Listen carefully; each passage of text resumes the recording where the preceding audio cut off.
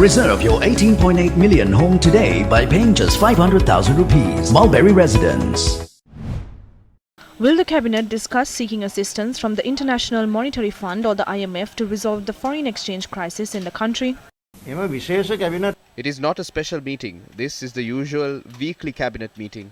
Neither the Finance Ministry Secretary nor the Central Bank Governor will attend the meeting today. They have not been summoned either. Governor of the Central Bank, Ajit Nibad Cabral, says information circulating about him being summoned to the cabinet meeting this evening to discuss matters about obtaining assistance from the IMF are false. In a tweet, he said the information has circulated in the media as a result of questions raised by the opposition.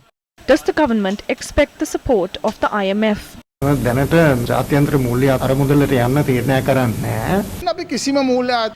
to the IMF, we are not against any financial institution. The IMF, World Bank, Asian Development Bank and other development banks in other countries are now working with us cordially and in a cooperative manner. We also need to look at the impact of these agreements on Sri Lanka. Our government is not planning on obtaining loans. That is what Minister Basil Rajapaksa clearly stated. He said that this has to end at some point. There is no use in obtaining loans, even if the people have to suffer for another year or two. That is why we are not resorting to the IMF. We are attempting to manage the finances without resorting to IMF assistance. Minister Basil Rajapaksa's vision is to build a production-oriented economy. However, this was the stance of the Janata Vimukti Peramuna. There is a massive dollar shortage in the country. Sprats, sugar, garlic and turmeric are still in the port.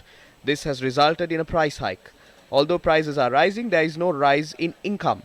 The government's reserves will only be sufficient for another 2 to 3 weeks. The government says they have around 2 billion, but it has now gone down to a little over a billion.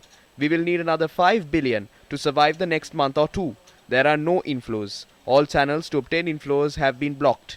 Against such a backdrop, the rulers are attempting to silence people's voices. They are suppressing dissent. The parliament was prorogued as well. There is no place to talk about these things. The rulers have no issues. They are living lavishly. The people, in the meantime, are suffering. This is vistas of prosperity.